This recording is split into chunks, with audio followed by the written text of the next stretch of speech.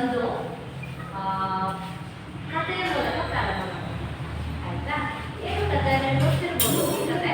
ಆಯ್ತಾ? ಒಬ್ಬ ತಾಯಿ ಇರ್ತಾರೆ. ಆ ತಾಯಿಗೆ 2 ಮಕ್ಕಳು ಇರ್ತಾರೆ. ಆಯ್ತಾ? ಅದರ ಆಕೆಗೆ ಗಂಡ ಇರಲ್ಲ, ಪತಿ ಇರಲ್ಲ. ಹಾಗಾಗಿ ತಾಯಿಗೆ ಪೂರ್ತಿ ಜವಾಬ್ದಾರಿ ಇರುತ್ತೆ. ಮಕ್ಕಳನ್ನ ಸಾಕುವಂತಹ ಜವಾಬ್ದಾರಿ ಸಂಪೂರ್ಣವಾಗಿ ಯಾರ ಹೊಣೆಯಾಗಿರುತ್ತೆ?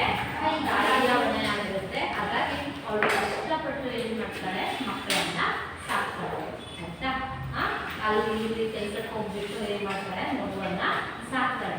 ಆ ಮಕ್ಕಳು ಬೆಳೀತಾ ಬೆಳೀತಾ ಬೆಳೀತಾ ಏನಾದ್ರು ದೊಡ್ಡವರಾಗ್ತಾರೆ.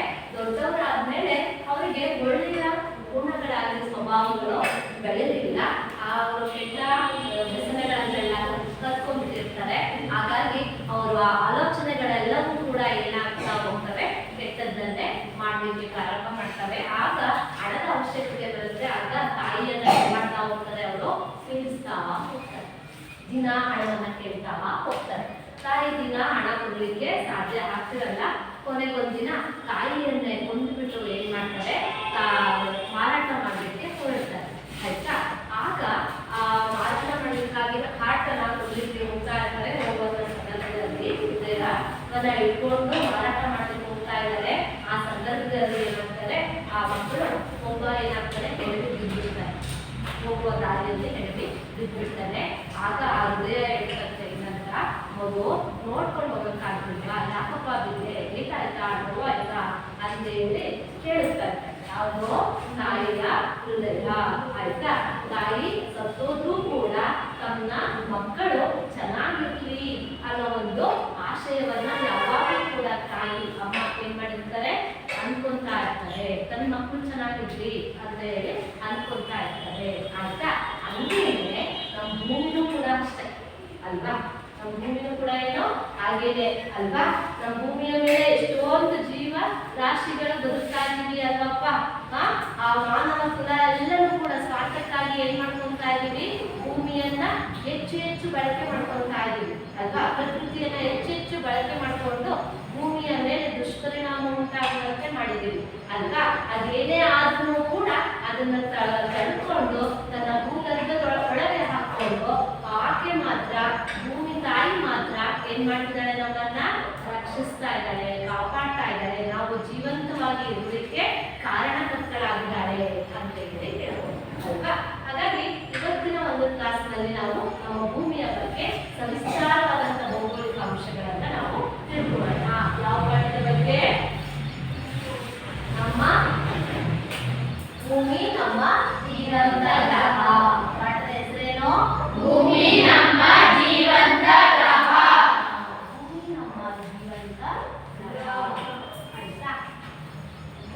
ಈ ಒಂದು ಪಾಠದಲ್ಲಿ ಭೂಮಿಗಿರುವ ವಿವಿಧ ಹೆಸರುಗಳು ಏನೇನೋ, ಭೂಮಿಯ ಗಾತ್ರ ಆಕಾರದ ಲಕ್ಷಣಗಳು ಯಾವ್ಯಾವ ಬರ್ತವೆ ಆಯ್ತಾ? ಆ ಒಂದು ವಿಚಾರಗಳ ಬಗ್ಗೆ ಇವತ್ತಿನ ಕ್ಲಾಸಲ್ಲಿ ಚರ್ಚೆ ಮಾಡೋಣ. ಆಯ್ತಾ? ಹಾಗೆಯೇ ಭೂಮಿಯ ಮೇಲ್ಮೈ ಮೇಲಿರುವಂತಹ ಖಂಡಗಳು, ಮಹಾಸಾಗರಗಳ ಬಗ್ಗೆ ಪರಿಚಯ ಮಾಡ್ಕೊಳ್ಳೋಣ. ಆಯ್ತಾ ಮಕ್ಕಳ? ಮೊದಲಿಗೆ ಬನ್ನಿ ನಾವೀಗ ಭೂಮಿಯ ಒಂದು ವಿಚಾರಕ್ಕೆ ಬರೋದಕ್ಕಿಂತ ಮುಂಚೆ ಸೌರಮಂಡಲದ ಬಗ್ಗೆ ತಿಳಿತಾ ಹೋಗೋಣ. ಸೌರಮಂಡಲದಲ್ಲಿ ಎಷ್ಟು ಗ್ರಹಗಳಿದ್ದಾವೆ? 8 ಗ್ರಹಗಳಿದ್ದಾವೆ ಅಲ್ವಾ? ಆ ಸೌರಯುಗ ಅಥವಾ ಸೌರಮಂಡಲದಲ್ಲಿ ಗೊತ್ತಿರುತ್ತೆ ಭೂಮಿ, ಸೂರ್ಯ ಅಲ್ವಾ? ಹೌದಲ್ವಪ್ಪ? ಸೂರ್ಯನನ್ನ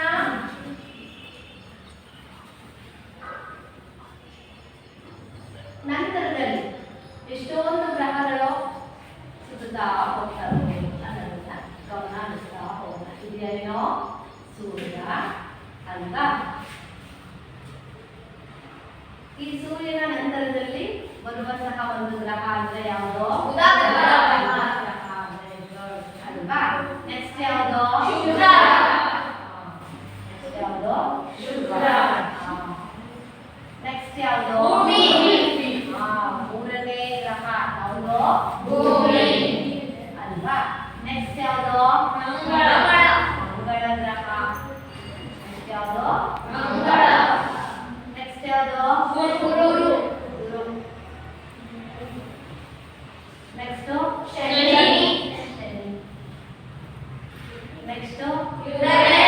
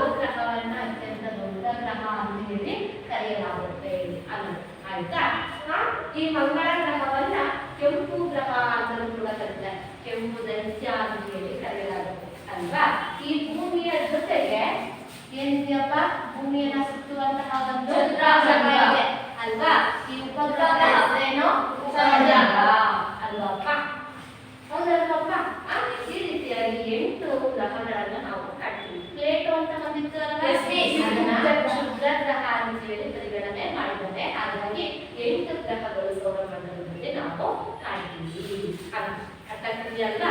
ಹಾಗಾದ್ರೆ ಈ ಎಲ್ಲಾ ಗ್ರಹಗಳಲ್ಲೂ ಜೀವಿ ಇದಾವ? ಎಲ್ಲಾ ಗ್ರಹಗಳಲ್ಲೂ ಜೀವಿಗಳು ವಾಸ ಮಾಡ್ತಿದ್ದಾವ ಅಲ್ವಾ? ಇದುವರೆಗೂ ಕೂಡ ತಿಳಿದು ಬಂದಿದ್ದಾರೆ ಭೂಮಿಯಲ್ಲಿ ಮಾತ್ರ ಜೀವಿಗಳು ಏನಾಗಿದ್ದಾವೆ, ವಾಸಿಸ್ತಾ ಇದ್ದಾವೆ. ಉಳಿದ ಯಾವ ಗ್ರಹಗಳಲ್ಲೂ ಏನಿಲ್ಲ, ಜೀವಿಗಳಿಲ್ಲ ಅಂತ ಹೇಳಿ ತಿಳಿದು ಬರ್ತದೆ ಅಲ್ವಾ? ಹಾಗಾದ್ರೆ ಭೂಮಿ ಮೇಲೆ ಯಾಕೆ ಜೀವಿಗಳು ವಾಸ ಮಾಡ್ತಿದ್ದಾವೆ, ಉಳಿದ ಗ್ರಹಗಳಲ್ಲಿ ಯಾಕೆ ಇಲ್ಲ ಅಲ್ವಾ? ಡೌಟ್ ಬರುತ್ತೆ ಅಲ್ವಾ? ಹಾಗಾದ್ರೆ ಏನಿದೆ ಭೂಮಿಯಲ್ಲಿ ಜೀವಿಗಳು ವಾಸ ಮಾಡ್ಲಿಕ್ಕೆ ಬೇಕಾದಂತ ಅಂಶಗಳೆಲ್ಲ ಇದೆ ಅಲ್ವಾ? ಹಾಗಾಗಿ ಭೂಮಿಯ ಮೇಲೆ ಏನಿದಾವೆ, ಜೀವಿಗಳು ವಾಸಿಸ್ತಾ ಇದ್ದಾವೆ ಅಲ್ವಪ್ಪ? ಹೌದಲ್ವಪ್ಪ? ಏನು ಹಾಗಾದ್ರೆ ಭೂಮಿಯಲ್ಲಿ ಜೀವಿಗಳು ವಾಸಿಸಲಿಕ್ಕೆ ಕಾರಣ ಏನು? ಸೂರ್ಯನಿಂದ ಭೂಮಿಗೆ ಇರುವ ದೂರ, ಭೂಮಿಯಲ್ಲಿ ಜೀವಿಗಳು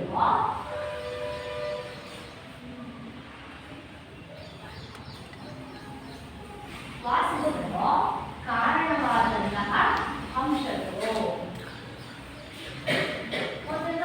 ನೀವು ಹೇಳಿದಾಗೆ ಸೂರ್ಯ ಮತ್ತು ಭೂಮಿಯ ನಡುವಿನ ಅಂತರ ಇದೆಯಲ್ಲ, ದೂರ ಇದೆಯಲ್ಲ, ಈಗ ಬುಧ ಗ್ರಹ ಸಮೀಪದಲ್ಲಿದೆ, ಇದ್ರ ಹತ್ರನೇ ಹೋಗಕ್ಕಾಗಲ್ಲ ಅಲ್ವಾ? ಹೌದಲ್ವಪ್ಪ? ಬುಧ ಗ್ರಹವನ್ನು ತಲುಪಲಿಕ್ಕೆ ಸಾಧ್ಯ ಇಲ್ಲ, ಅಷ್ಟು ಅದು ಉಷ್ಣಾಂಶ ಪೂರಿತವಾಗಿರುತ್ತೆ ಅಲ್ವಾ?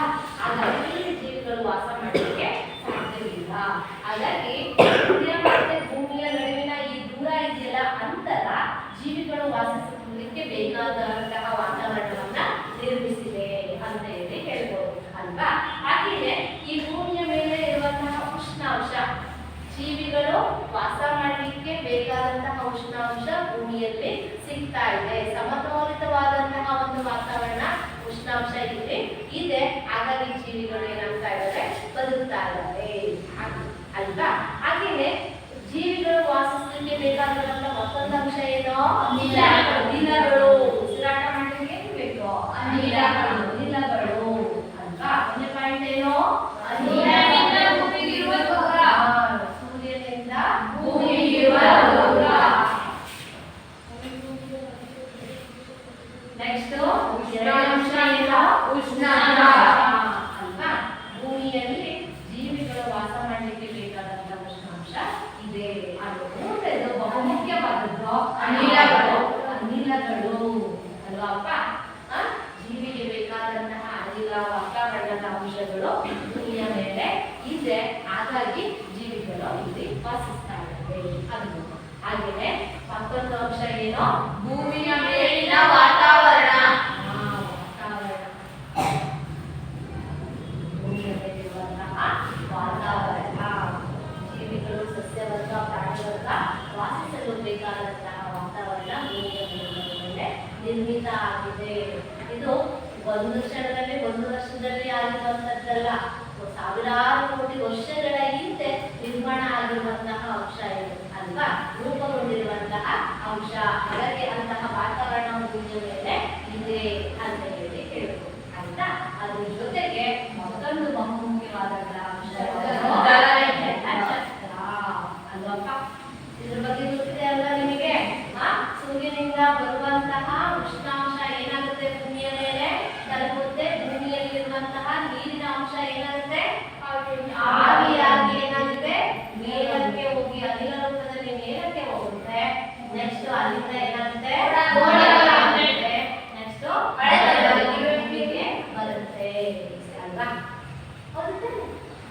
ಹೌದು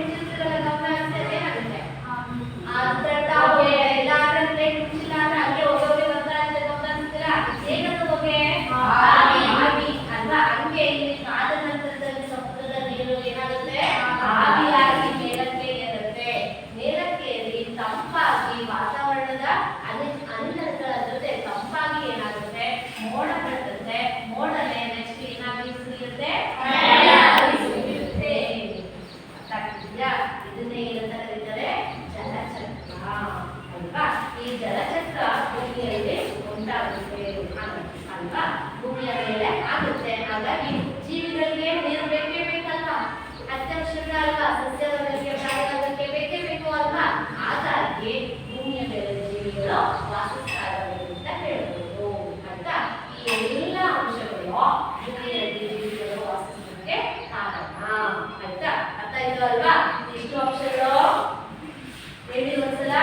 ಸೂರ್ಯನಿಂದ ಭೂಮಿಗಿರುವ ದೂರ, ಉಷ್ಣಾಂಶ, ಖನಿಜಗಳು, ವಾತಾವರಣ, ಜಲಚಕ್ರ ಆಯ್ತಾ? ಇದಿಷ್ಟು ಅಂಶನು ಜೀವಿಗಳು ವಾಸ ಮಾಡಲಿಕ್ಕೆ ಸಹಕಾರಿ ಅಂತ ಹೇಳ್ಬೋದು ಆಯ್ತಾ? ಅದ್ರ ಜೊತೆಗೆ ನಮ್ಮ ಭೂಮಿಗೆ ವಿವಿಧ ಹೆಸರುಗಳಿದ್ದಾವೆ ಅಲ್ವಾ? ನಮ್ಮ ಭೂಮಿಗೆ ಏನಿದಾವೆ? ವಿವಿಧ ಹೆಸರುಗಳು. ಏನೆಲ್ಲ ಹೆಸರುಗಳಿಂದ ನಮ್ಮ ಭೂಮಿಯನ್ನ ಕರಿತೀವಿ? ಜೀವಂತ ಗ್ರಹ, ವಿಶಿಷ್ಟ ಗ್ರಹ, ಜಲವೃತ ಗ್ರಹ, ನೀಲಿ ಗ್ರಹ ಅಲ್ವಾ? ಅದಕ್ಕೆ ಭೂಮಿಯನ್ನ ಏನಂತ ಕರಿತೀವಿ? ಜೀವಂತ ಗ್ರಹ ಅಲ್ವಾ? ಜೀವಂತ ಗ್ರಹ ಅಂತ ಹೇಳಿ ಕರಿತೀವಿ. ಜೀವಿಗಳು ವಾಸ ಮಾಡೋದ್ರಿಂದ ಇದನ್ನ ಏನಂತ ಕರಿತೀವಿ? ಜೀವಂತ ಗ್ರಹ ಅಲ್ವಾ? ಹೌದಲ್ವಾ? ನೆಕ್ಸ್ಟ್ ಇನ್ನೊಂದು ಹೆಸರು ಏನಂತ ಕರಿತೀವಿ? ವಿಶಿಷ್ಟ ಗ್ರಹ. ವಿಶಿಷ್ಟ ಗ್ರಹ ಭೂಮಿ ಮೇಲೆ ಮಾತ್ರ ನಾವು ನೋಡಿದ್ವಿ ಅಲ್ವಾ? ಭೂಮಿಯಲ್ಲಿ ಮಾತ್ರ ಜೀವಿ ಇರೋದು, ಇನ್ನು ಉಳಿದಂತ ಗ್ರಹಗಳಲ್ಲಿ ಇಲ್ಲ. ಹಾಗಾಗಿ ಇದೊಂದು ವಿಶಿಷ್ಟ ಗ್ರಹ. ಹೌದಲ್ವಾ? ಹೌದಲ್ವಪ್ಪ? ಸಪ್ರೇಟ್ ಡಿಫ್ರೆಂಟ್ ಅಂತ ಅನ್ಸುತ್ತೆ ಅಲ್ವಾ? ನೆಕ್ಸ್ಟ್ ಮತ್ತೊಂದು ಜಲವೃತ ಗ್ರಹ. ಜಲಾವೃತ ಗ್ರಹ. ಇದರಲ್ಲಿ ಕಾಲು ಭಾಗ ಯಾವುದರಿಂದ ಕೂಡಿದೆ? ನೀರಿನಿಂದ ಕೂಡಿದೆ ಅಥವಾ ಅಪಾರ ಪ್ರಮಾಣ ನೀರಿದೆ, ಕಡಿಮೆ ಪ್ರಮಾಣ ಭೂಭಾಗ ಇದೆ. ಹಾಗಾಗಿ ನೀರಿನಿಂದ ಆವೃತವಾಗಿರುವುದರಿಂದ ಇದನ್ನ ಏನಂತಾರೆ? ಜಲಾವೃತ ಆಯ್ತಾ? ಹಾಗೆಯೇ ನೀಲಿ ಗ್ರಹ. ಇನ್ನೊಂದು ಹೆಸರು ಏನಿದೆ? ನೀಲಿ ಗ್ರಹ. ನೀಲಿ ಗ್ರಹ, ನೀಲಿ ಬಣ್ಣದ ಗ್ರಹ ಅಂತ ಹೇಳಿ ಹೇಳ್ತಾರೆ. ಸೌರಮಂಡಲದಲ್ಲಿ ಇದನ್ನು ವೀಕ್ಷಣೆ ಮಾಡಿದಾಗ ಯಾವ ಬಣ್ಣದಲ್ಲಿ ಕಾಣುತ್ತೆ? ಇದು ನೀಲಿ ಬಣ್ಣದಲ್ಲಿ ಕಾಣುತ್ತೆ. ಹಾಗಾಗಿ ಇದನ್ನ ಏನಂತ ಕರೀತಾರೆ? ನೀಲಿ ಗ್ರಹ ಅಂತ ಹೇಳಿ ಕರೀತಾರೆ. ಆಯ್ತಾ? ಈ ರೀತಿ ವಿವಿಧ ಹೆಸರುಗಳಿದ್ದಾವೆ. ಏನಿದಾವೆ? ವಿವಿಧ ಹೆಸರುಗಳು. ಕೇಳಿದ್ರೆ ಬರ್ತೀರ ಅಲ್ವಾ? ಎಕ್ಸಾಮ್ ಕೇಳಿದ್ರೆ ಬರ್ತೀರ ಅಲ್ವಾ? ಇಲ್ಲಿರುವ ವಿವಿಧ ಹೆಸರುಗಳನ್ನ ಹೆಸರಿಸಿ ಅಥವಾ ಹೆಸರುಗಳೇನು? ಅಲ್ವಾ? ಏನು? ಜೀವಂತ ಗ್ರಹ, ವಿಶಿಷ್ಟ ಗ್ರಹ, ಜಲವೃತ ಗ್ರಹ, ನೀಲಿ ಗ್ರಹ. ಅರ್ಥ ಆಯ್ತು ಅಲ್ವಪ್ಪ? ಎರಡು ಅಂಶ ಅರ್ಥ ಆಯ್ತು ಅಲ್ವಪ್ಪ? ನೆಕ್ಸ್ಟ್ ಬರೋಣ ಭೂಮಿಯ ಗಾತ್ರ. ನೆಕ್ಸ್ಟ್ ಯಾವುದು? ಭೂಮಿಯ ಗಾತ್ರ. ಎಷ್ಟು ಭೌಗೋಳಿಕ ಕ್ಷೇತ್ರವನ್ನ ಹೊಂದಿದೆ ಅನ್ನೋದನ್ನ ನೋಡ್ತಾ ಹೋಗೋಣ ಆಯ್ತಾ? ನಮ್ಮ ಭೂಮಿ, ಈ ಭೂಮಿಯ ಭೌಗೋಳಿಕ ಕ್ಷೇತ್ರ ಎಷ್ಟು ಅನ್ನೋದ್ರ ಬಗ್ಗೆ ಗಮನ ಹರಿಸಲ್ಪಡುತ್ತಪ್ಪ. ಇದರ ಒಟ್ಟಾರೆ ಭೌಗೋಳಿಕ ಕ್ಷೇತ್ರ ಎಷ್ಟಪ್ಪ ಅಂತಂದ್ರೆ 510 ದಶಲಕ್ಷ ಚದುರ ಕಿಲೋಮೀಟರ್.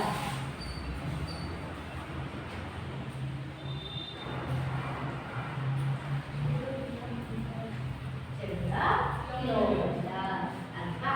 ಭೂಮಿಯ ಒಟ್ಟು ಭೌಗೋಳಿಕ ಕ್ಷೇತ್ರ ಎಷ್ಟು? 510 ದಶಲಕ್ಷ ಚದುರ ಕಿಲೋಮೀಟರ್. 510 ದಶಲಕ್ಷ ನಗರಿ ಲಕ್ಷ ಬಂದ್ರೆ ಅಲ್ವಾ? ಎಷ್ಟು?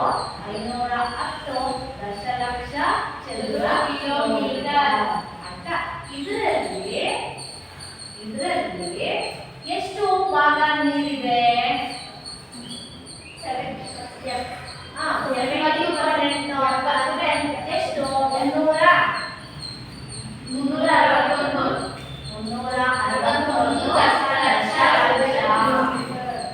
ದಶಲಕ್ಷ ಚದುರ ಕಿಲೋಮೀಟರ್ ನೀರಿದೆ. ಇದನ್ನೇ ಶೇಕಡಾವಾರು ಪ್ರಮಾಣದಲ್ಲಿ ಹೇಳೋದಾದ್ರೆ ಎಷ್ಟು ಬರುತ್ತೆ? 70.78% ಏನಿದೆ? ನೀರಿದೆ ಅಂತ ಹೇಳಿ ಹೇಳ್ತೀವಿ. ಅದರಿಂದ ಎಷ್ಟಿದೆ? 70.78. ನೆಕ್ಸ್ಟ್ ಹಾಗೇನೆ ಎಷ್ಟು ಭೂಭಾಗ ಇದೆ? 140 ದಶಲಕ್ಷ ಚದುರ ಕಿಲೋಮೀಟರ್. ಹೇಳ್ತೀಯಲ್ವಾ? ಎಷ್ಟು? 140 ದಶಲಕ್ಷ ಚದುರ ಕಿಲೋಮೀಟರ್ ಏನಿದೆ? ನೀರು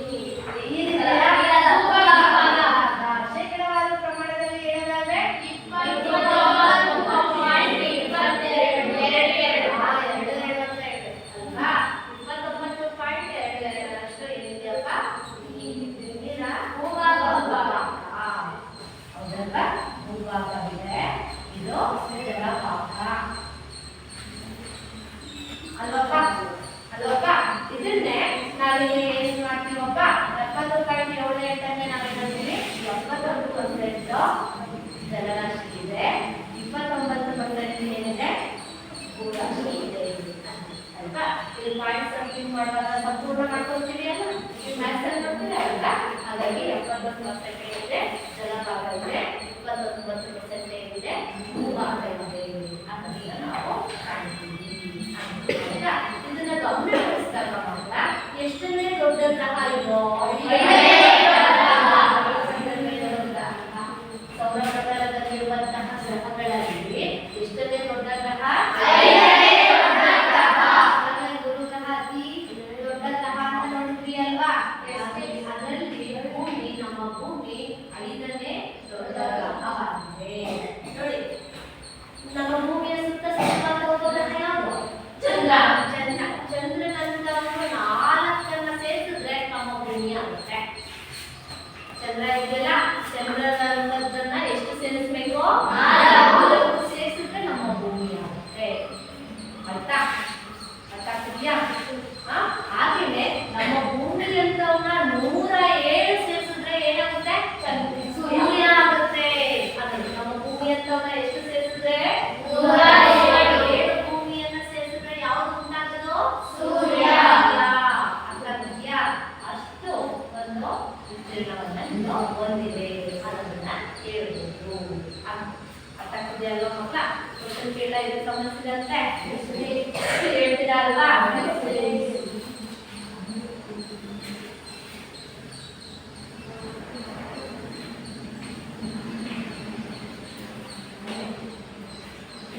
ಭೂಮಿಯ ಒಟ್ಟು ಭೌಗೋಳಿಕ ಕ್ಷೇತ್ರ ಎಷ್ಟು? 510 ದಶಲಕ್ಷ ಚದುರ ಕಿಲೋಮೀಟರ್ ಅಲ್ವಾ? ನೆಕ್ಸ್ಟ್ ಭೂಮಿಯ ಮೇಲಿರುವಂತಹ ಭೂಭಾಗವೆಷ್ಟು? ಜಲರಾಶಿ ಕೇಳ್ತಾ ಇಲ್ಲ ನಾನು, ಭೂಭಾಗವೆಷ್ಟು ಅಂತ ಕೇಳ್ತಾ ಇದ್ದೀನಿ. ಹೇಳಿ.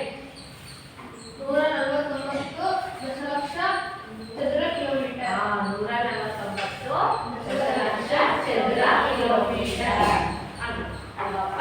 ಹೌದಲ್ವಾ? ಗೊತ್ತಾಗಿದೆ ಅಲ್ವಾ? ನೆಕ್ಸ್ಟ್ ಮುಂದಿನ ತರಗತಿಗೆ ಹೋಗೋಣ, ಮುಂದಿನ ಅಭ್ಯಾಸಕ್ಕೆ ಹೋಗೋಣ. ಅಲ್ವಕೊಂಡ್ರಿ ಅಲ್ವಾ? ನೆಕ್ಸ್ಟ್ ಮುಂದಿನ ನೋಡಿ, ನೆಕ್ಸ್ಟ್ ಬನ್ನಿ ಭೂಮಿಯ ಆಕಾರ. ಈ ನಮ್ಮ ಭೂಮಿ ಯಾವ ಆಕಾರವನ್ನ ಹೊಂದಿದೆ ಅನ್ನೋದನ್ನ ತಿಳ್ಕೊಳ್ತಾ ಹೋಗೋಣ ಮಕ್ಕಳ.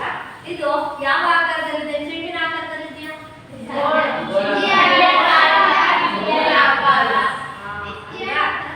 ನೀವೀಗಾಗಲೇ ಆನ್ಸರ್ ಹೇಳ್ತಿದ್ದೀರಾ ಅಂದ್ರೆ ಈಗಾಗಲೇ ಬಂದಿದೆ ಅಂತ ಅರ್ಥ ಅಲ್ವಾ?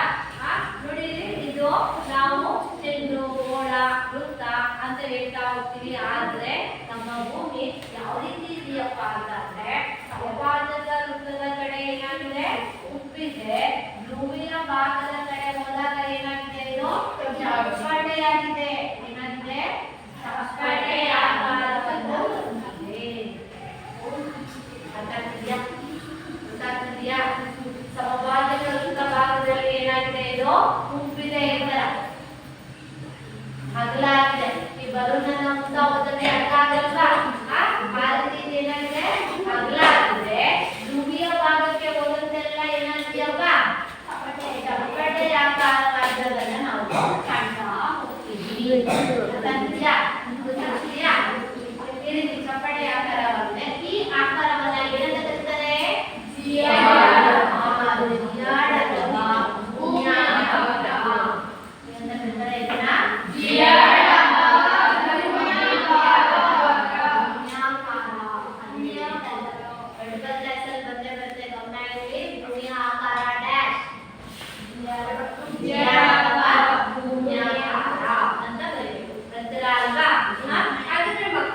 ಈ ಸಮಭಾಜಕ ವೃತ್ತದ ಕಡೆ ಇರುವಂತಹ ವ್ಯಾಸವನ್ನು ನೋಡಿದ್ರೆ ಇದರ ಟೋಟಲ್ ವ್ಯಾಸ ನೋಡಿದ್ರೆ ಎಷ್ಟಿದೆ?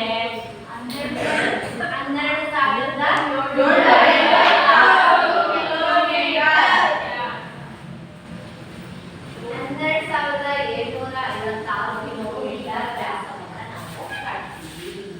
ಭೂಮಿಯ ಈ ಒಂದು ವ್ಯಾಸ, ಭೂಮಿಯ ಇದು ಸಮಭಾಜಕ ವೃತ್ತ ಇಲ್ಲಿ ಉಬ್ಬಿದೆ ಅಲ್ವಾ? ಈ ಭಾಗದಲ್ಲಿ ಇರುವಂತಹ ವ್ಯಾಸ ಎಷ್ಟಪ್ಪ ಅಂದ್ರೆ 12,756 ಕಿಲೋಮೀಟರ್. ಆಯ್ತಾ?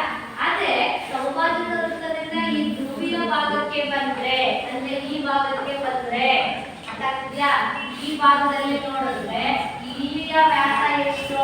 ಈ ಭಾಗದಲ್ಲಿ ವ್ಯಾಸ ಎಷ್ಟು? 12,714 ಕಿಲೋಮೀಟರ್. ಹೆಚ್ಚಾಗಿದೆಯಾ ಕಡಿಮೆ ಆಗಿದೆಯಾ? ಅಲ್ವಾ? ಸಮಭಾಜಕ ವೃತ್ತದಿಂದ ಧ್ರುವೀಯ ಭಾಗಕ್ಕೆ ಹೋದಂತೆಲ್ಲ ಈ ಭಾಗ ಸಮಭಾಜಕ ವೃತ್ತ ಅಲ್ವಪ್ಪ?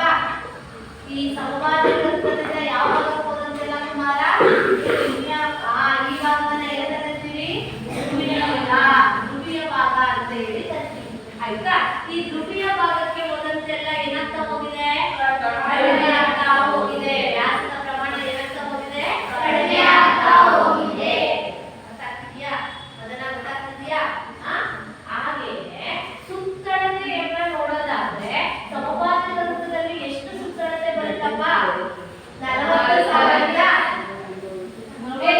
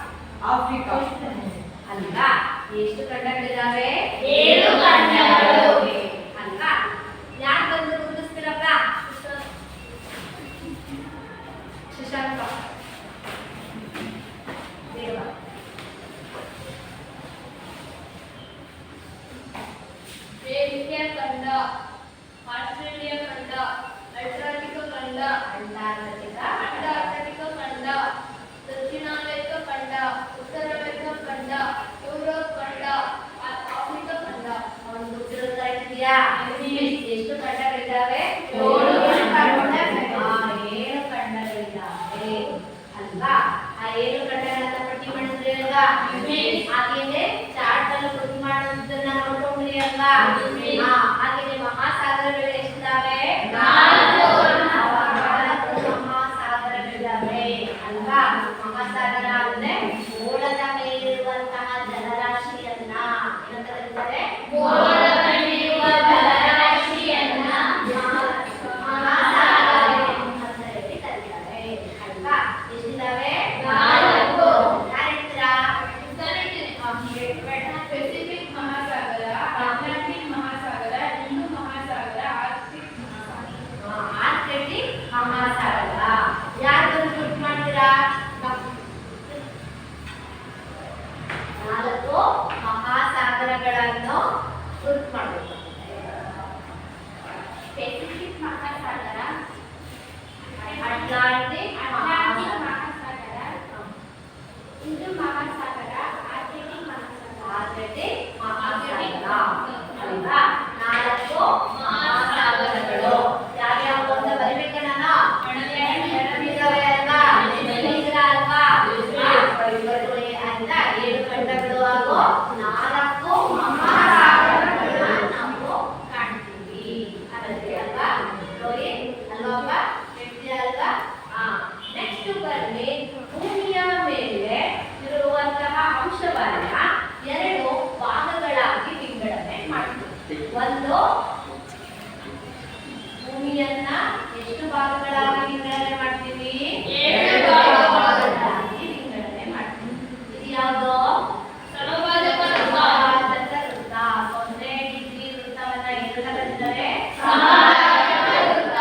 ಸಮಭಾಜಕ ವೃತ್ತದಿಂದ ಇರುವಂತಹ ಮೇಲ್ಭಾಗವನ್ನ ಎಂತ ಗೋಳವನ್ನ ಕರೀತಾರೆ? ಉತ್ತರಾರ್ಧಗೋಳ. ಉತ್ತರಾರ್ಧಗೋಳ. ಎಂತ ಗೋಳ? ಉತ್ತರಾರ್ಧಗೋಳ. ಅಂತ. ಸಮಭಾಜಕ ವೃತ್ತದಿಂದ ದಕ್ಷಿಣಕ್ಕಿರುವಂತಹ ಭಾಗವನ್ನ ಏನಂತ ಕರೀತಾರೆ? ದಕ್ಷಿಣಾರ್ಧಗೋಳ. ದಕ್ಷಿಣಾರ್ಧಗೋಳ ಅಂತ ಹೇಳಿ ಕರೀತಾರೆ ಅಲ್ವಾ? ದಕ್ಷಿಣಾರ್ಧಗೋಳ ಅಂತ. ಈ ಉತ್ತರಾರ್ಧಗೋಳದಲ್ಲಿ ನೋಡಿ, ಉತ್ತರಾರ್ಧಗೋಳದಲ್ಲಿ 60 ಭಾಗ ಏನಿದೆ? ಭೂಭಾಗವಿದೆ. ಶೇಕಡ 60ರಷ್ಟು ಏನಿದೆ? ಭೂಭಾಗವಿದೆ.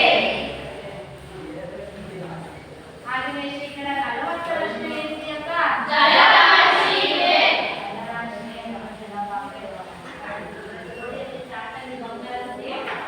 ಸಮಭಾಜಕ ವೃತ್ತ ಇದು. ಈ ಸಮಭಾಜಕ ವೃತ್ತದ ರೇಖೆ ಇದು. ಕಾಣ್ತಿದ್ಯಾ? ಈ ಸಮಭಾಜಕ ವೃತ್ತದಿಂದ ಮೇಲ್ಭಾಗ ನೋಡಿ, ಭೂಭಾಗ ಜಾಸ್ತಿ ಕಾಣ್ತಾ ಇಲ್ಲ? ನೀರಿನ ಅಂಶಕ್ಕಿಂತ ಈ ಖಂಡಗಳ ಅಂಶಗಳೇ ಜಾಸ್ತಿ ಇದೆ ಅಲ್ಲ? ಹಾಗಾಗಿ 60ರಷ್ಟು ಏನಿದೆ? ಭೂಭಾಗವಿದೆ. ನೀರಿನ ಪ್ರಮಾಣ ಕಡಿಮೆ ಇದೆ. ಎಷ್ಟಿದೆ? 40ರಷ್ಟು.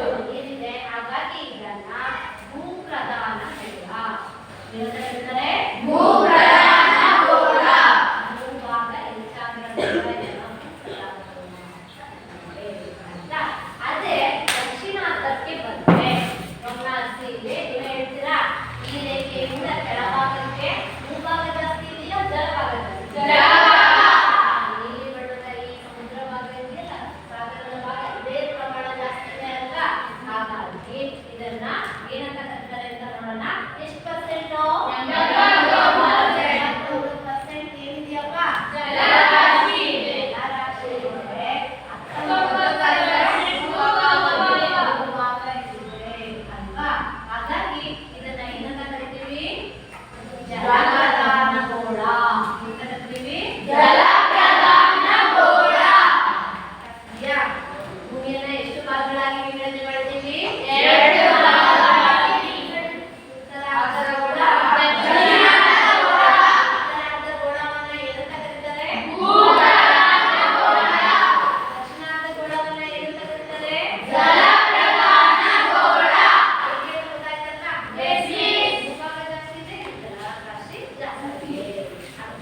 ಒಳ್ಳೇದು ಅಲ್ವಾ ಮಕ್ಕಳ?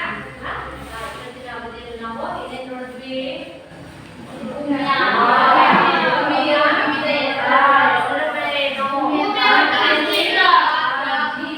ಜೀವಿಗಳು ಹೇಗೆ ವಾಸ ಮಾಡ್ತವೆ, ಭೂಮಿಯ ಪಾತ್ರವೇನು ಅಲ್ವಾ?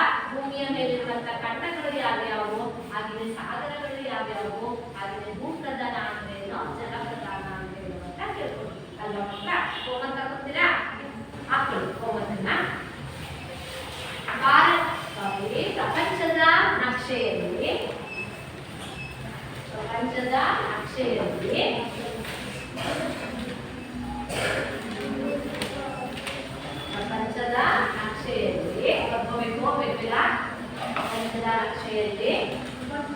ಖಂಡಗಳು ಹಾಗೂ ಸಾಗರಗಳನ್ನು ಗುರುತಿಸಿ. ಖಂಡಗಳು ಹಾಗೂ ಸಾಗರಗಳನ್ನು ಗುರುತಿಸಿ. ಖಂಡಗಳು ಹಾಗೂ ಸಾಗರಗಳನ್ನು ಗುರುತಿಸಿ. ನೆಕ್ಸ್ಟ್, ಭೂಮಿಗಿರುವ ವಿವಿಧ ಹೆಸರುಗಳೇನು?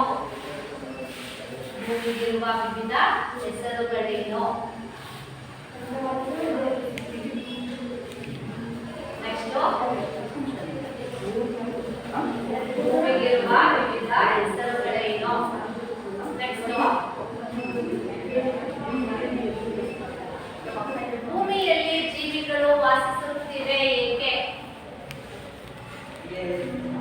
ಭೂಮಿಯಲ್ಲಿ ಜೀವಿಗಳು ವಾಸಿಸುತ್ತಿವೆ ಏಕೆ?